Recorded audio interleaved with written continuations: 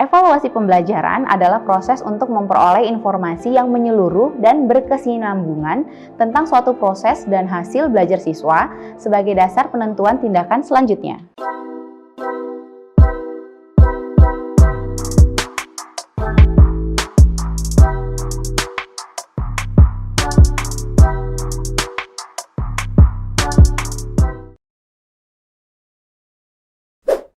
Assalamualaikum warahmatullahi wabarakatuh. Hai semua, jumpa kembali di channel Kuliah Teknokrat bersama saya Niki Dwi Puspaningtyas. Pada video ini, saya akan membahas materi mengenai evaluasi pembelajaran matematika. Baiklah, setelah menyimak video ini, diharapkan kalian dapat memahami tujuan dari evaluasi, tujuan dari penilaian, dan jenis-jenis penilaian. Materi ini wajib dikuasai oleh calon guru ataupun mahasiswa program studi pendidikan, khususnya pendidikan matematika. Nah, mengapa saya katakan wajib? Hal tersebut didasari oleh Peraturan Menteri Pendidikan Nasional Republik Indonesia. Berdasarkan Peraturan Menteri Pendidikan Nasional Republik Indonesia Nomor 16 Tahun 2007 yang membahas tentang standar kualifikasi akademik dan kompetensi guru, seorang guru harus memiliki 4 kompetensi, yaitu kompetensi profesional, kompetensi kepribadian, kompetensi sosial, dan kompetensi pedagogik. Seorang guru harus memiliki kompetensi profesional, yang artinya guru harus menguasai materi dari bidangnya. Misalnya, guru matematika harus menguasai materi matematika, guru bahasa Inggris harus menguasai materi bahasa Inggris, dan begitu juga untuk bidang ilmu lainnya. Selanjutnya adalah kompetensi kepribadian dan sosial. Seorang guru harus memiliki kepribadian yang baik, contohnya disiplin. Selain itu, guru juga harus bisa bersosialisasi dengan murid, wali murid, dan masyarakat. Yang terakhir adalah kompetensi pedagogik. Selain menguasai materi, guru juga harus bisa menyampaikan materi tersebut dengan baik sehingga dapat dipahami oleh siswa. Salah satu kompetensi pedagogik yang harus dimiliki guru adalah kemampuan melaksanakan evaluasi pembelajaran. Dengan demikian, dapat tercapainya tujuan pembelajaran yang optimal. Oke, sekarang akan kita bahas definisi evaluasi dan pembelajaran menurut para ahli. Dikutip dari Thomson dan kawan-kawan pada tahun 2016, National Council of Teachers of Mathematics atau biasa disingkat dengan NCTM menyatakan bahwa evaluasi adalah proses menentukan nilai atau menetapkan nilai berdasarkan pemeriksaan dan penilaian yang cermat. Pendapat lain mengenai evaluasi dikemukakan oleh Arifin. Arifin menyatakan bahwa evaluasi adalah suatu proses yang sistematis dan berkelanjutan untuk menentukan kualitas, baik nilai maupun arti daripada suatu hal, berdasarkan pertimbangan dan kriteria tertentu untuk membuat suatu keputusan. Oke, sekarang kita akan membahas definisi pembelajaran. Menurut Undang-Undang Nomor 20 Tahun 2003 tentang Sistem Pendidikan Nasional, dalam pasal 1 ayat 20 dinyatakan bahwa pembelajaran merupakan proses interaksi antara peserta didik dengan pendidik dan sumber belajar pada suatu lingkungan belajar. Nah, dari beberapa definisi yang telah kita bahas, dapat disimpulkan bahwa evaluasi pembelajaran adalah proses untuk memperoleh informasi yang menyeluruh dan berkesinambungan tentang suatu proses dan hasil belajar siswa sebagai dasar penentuan tindakan selanjutnya. Sekarang, untuk apa dilakukannya evaluasi pembelajaran? Tujuan evaluasi pembelajaran adalah untuk mengetahui keefektifan dan efisiensi sistem pembelajaran, baik yang menyangkut tentang tujuan, materi, metode, media, sumber belajar, lingkungan, maupun sistem penilaian itu sendiri. Untuk melaksanakan evaluasi pembelajaran, kita membutuhkan hasil asesmen atau penilaian. Nah, apa itu asesmen? NCTM menyatakan bahwa asesmen atau penilaian dalam matematika adalah proses mengumpulkan data tentang pengetahuan, kemampuan, dan disposisi matematis siswa, serta membuat kesimpulan dari data tersebut untuk berbagai tujuan. Marian Small menyatakan 3 tujuan penilaian, yaitu yang pertama, mendiagnosis kekuatan dan kebutuhan siswa sebelum instruksi. Yang kedua, meningkatkan keterampilan siswa dalam pemahaman konseptual selama proses pembelajaran. Dan yang ketiga, menentukan tingkat kemahiran di akhir setiap siklus pembelajaran. Nah, Nantinya, ketiga penilaian ini diberi nama penilaian diagnostik, penilaian formatif, dan penilaian sumatif. Sekarang kita akan bahas satu persatu dari ketiga penilaian ini. Yang pertama adalah penilaian diagnostik. Seorang guru yang baik tentu akan merasa senang apabila dapat membantu siswanya, sehingga dapat mencapai kemajuan secara maksimal sesuai dengan kemampuan yang dimiliki oleh siswa tersebut. Sebelum memberikan bantuan dengan tepat, guru harus mengadakan penilaian yang maksudnya mengadakan diagnosis. Nah, penilaian jenis ini disebut dengan penilaian diagnostik. Menurut Xia dan Lim, penilaian diagnostik merupakan penilaian yang dapat memberikan umpan balik tentang kekuatan dan kelemahan siswa. Jika disejajarkan antara pekerjaan dokter dan guru, maka akan terlihat sebagai berikut. Sebelum memberikan terapi yang tepat bagi pasiennya, seorang dokter pasti akan mengumpulkan data-data terkait dengan pasien tersebut. Nah, proses pengumpulan data ini juga merupakan suatu proses diagnosis. Begitu juga dengan guru. Sebelum memberikan bantuan yang tepat untuk siswanya, maka dilakukan terlebih dahulu tes diagnostik. Sebagai contoh, saya paparkan sebuah penelitian dengan judul Diagnostik Kesulitan Belajar Matematika, studi pada siswa SD MI di Kota Makassar. Nah, penelitian ini dilakukan oleh Nur Salam pada tahun 2016.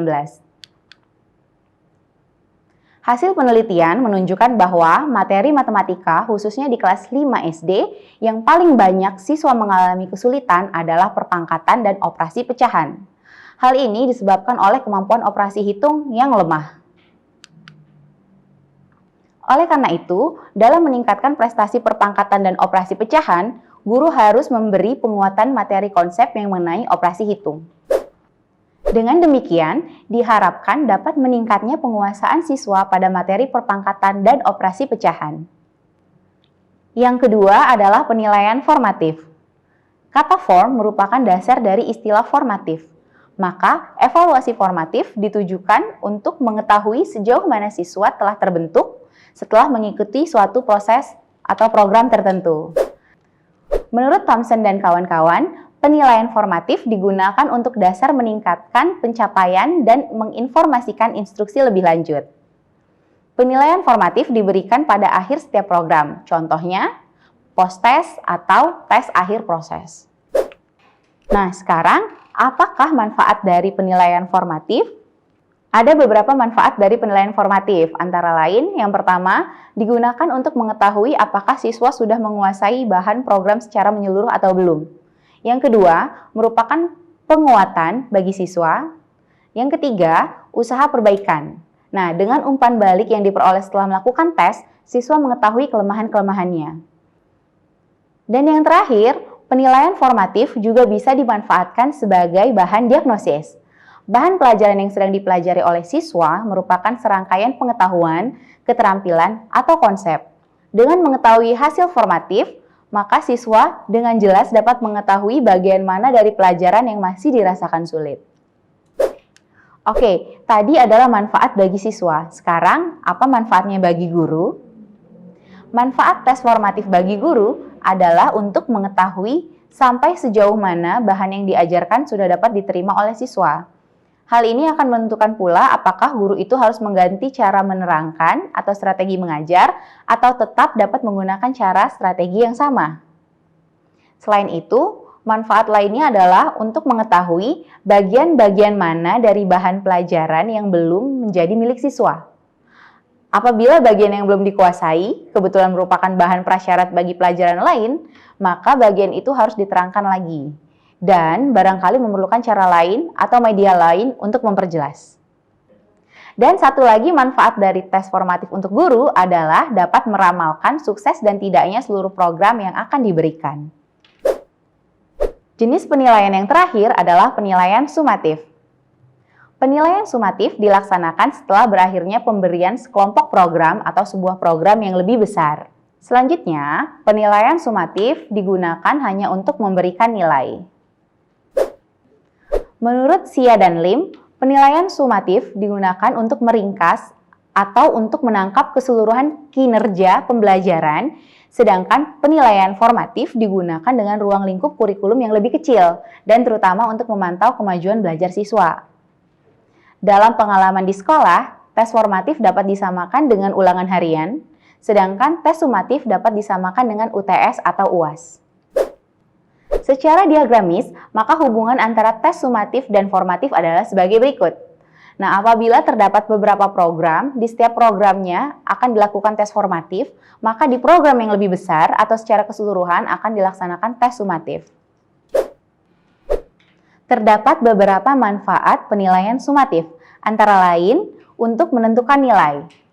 Nilai dari tes sumatif digunakan untuk menentukan kedudukan anak. Manfaat tes sumatif berikutnya adalah untuk menentukan seorang anak dapat atau tidaknya mengikuti kelompok dalam menerima program berikutnya. Dalam kepentingan seperti ini, maka tes sumatif berfungsi sebagai prediksi. Selain itu, penilaian sumatif juga berfungsi untuk mengisi catatan belajar dari kemajuan siswa yang akan berguna untuk orang tua siswa, pihak bimbingan di sekolah, maupun pihak-pihak lain seperti apabila anak tersebut ingin pindah sekolah ataupun melanjutkan kerja. Baiklah, sekian materi pada hari ini. Sebelum saya mengakhiri video, ayo kita review kembali materi hari ini. Evaluasi pembelajaran adalah proses untuk memperoleh informasi yang menyeluruh dan berkesinambungan tentang suatu proses dan hasil belajar siswa sebagai dasar penentuan tindakan selanjutnya. Di dalam proses evaluasi, terdapat penilaian. Berdasarkan tujuannya, penilaian terbagi menjadi 3, yaitu penilaian diagnostik, formatif, dan sumatif. Baiklah, sekian materi kita. Jangan lupa untuk like dan komen pada video ini, serta subscribe channel YouTube Kuliah Teknokrat untuk melihat video pembelajaran lainnya. Terima kasih. Wassalamualaikum warahmatullahi wabarakatuh.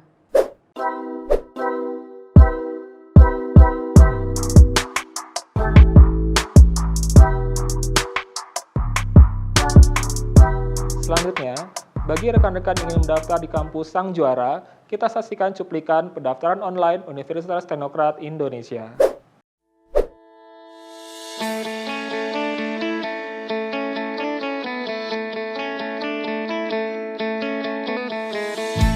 Hai adik-adik semua, kali ini kakak mau jelasin gimana caranya untuk mendaftar online di Universitas Teknokrat Indonesia. Baik, kita buka dulu websitenya di spmb.teknokrat.ac.id. Nah, kalian bisa lihat di sini untuk alur pendaftaran mahasiswa baru dan tes masuk online. Yang pertama, adik-adik harus membuat akun pendaftaran terlebih dahulu dengan memasukkan email dan password adik-adik ya.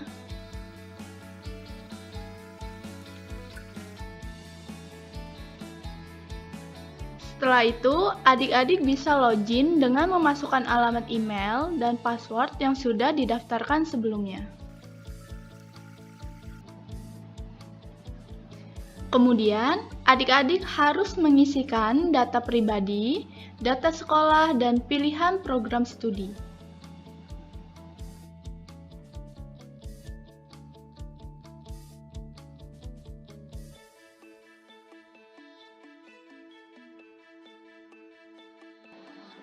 Setelah semua data terisi, lalu klik daftar.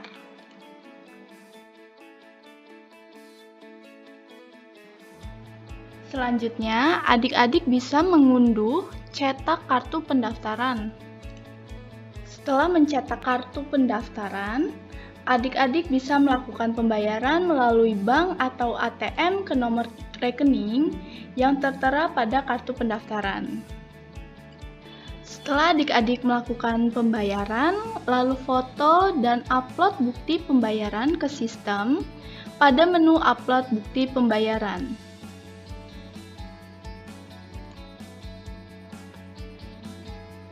Tunggu validasi dari Universitas Teknokrat Indonesia kurang lebih 1 kali 24 jam. Setelah tervalidasi, adik-adik bisa mencetak nomor ujian di menu cetak kartu ujian. Jika adik-adik semua sudah mempunyai nomor ujian, adik-adik bisa langsung melakukan tes online pada menu online test di bagian menu utama. Pilih fakultas sesuai dengan program studi yang adik-adik pilih ya.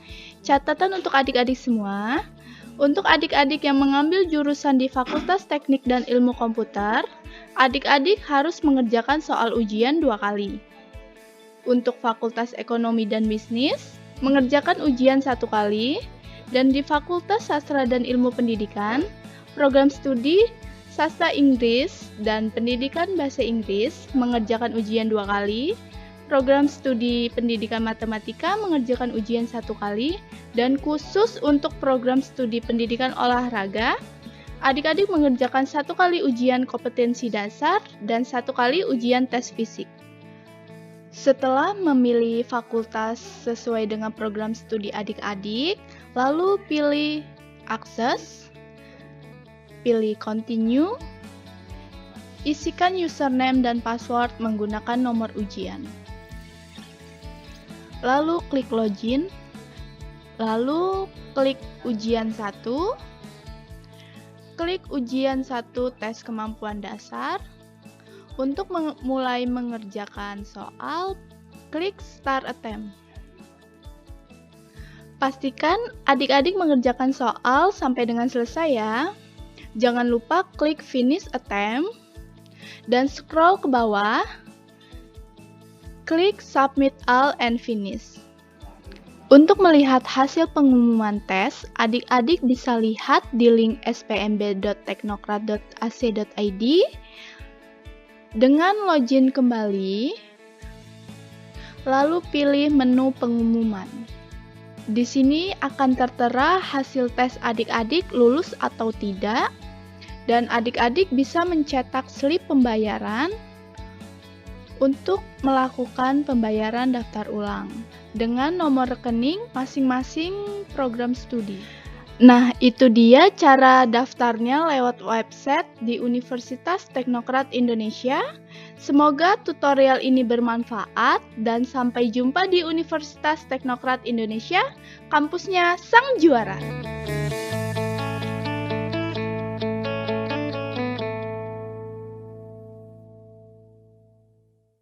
Terima kasih sudah menyaksikan video pembelajaran ini. Jangan lupa like, komen dan subscribe, serta nyalakan tanda loncengnya agar kalian tidak ketinggalan informasi update lainnya.